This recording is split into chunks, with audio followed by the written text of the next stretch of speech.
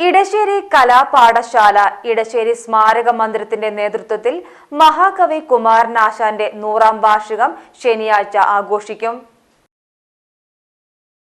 മഹാകവി കുമാരനാശാന്റെ എഴുത്തിന്റെ ലോകം തുറന്നിട്ടാണ് 100ാം ചരമവാർഷികം ആഘോഷിക്കുന്നത്. ശനിയാഴ്ച ഉച്ചയ്ക്ക് ഇടശ്ശേരി സ്മാരക മന്ദിരത്തിൽ നടക്കുന്ന പരിപാടിയിൽ സ്നേഹഭാവനയുടെ വിമോചനമൂല്യം എന്ന വിഷയത്തിൽ സുനിൽ പി ഇളയിടം പ്രഭാഷണം നടത്തും. വിജു നായരങ്ങാടി അധ്യക്ഷത വഹിക്കും. ടി.എസ്. അരുണിമ ആശാൻ കവിത ആലാപനം നടത്തും. അഡ്വക്കേറ്റ് ജിസൻ പി ജോസ് സ്വാഗതവും സദാനന്ദൻ മാസ്റ്റർ നന്ദിയും പറയും. ഇടശ്ശേരി കലാപാഠശാല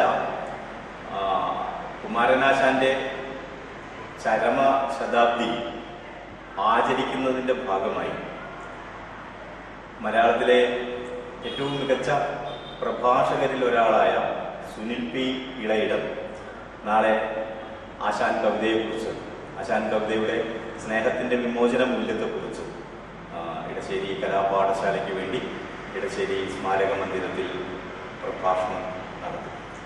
ഇടശ്ശേരി കലാപാഠശാല കഴിഞ്ഞ ഒരു വർഷമായി പൊന്നാനിയുടെ സാംസ്കാരിക രംഗത്ത്, സാഹിത്യരംഗത്ത് വളരെ കൃത്യമായി ഇടപെട്ടുകൊണ്ടിരിക്കുന്ന ഇടശ്ശേരി സ്മാരക സമിതിയുടെയും ഇടശ്ശേരി സ്മാരക ട്രസ്റ്റിൻ്റെയും പൊതുവായ ഒരു പ്ലാറ്റ്ഫോമാണ്.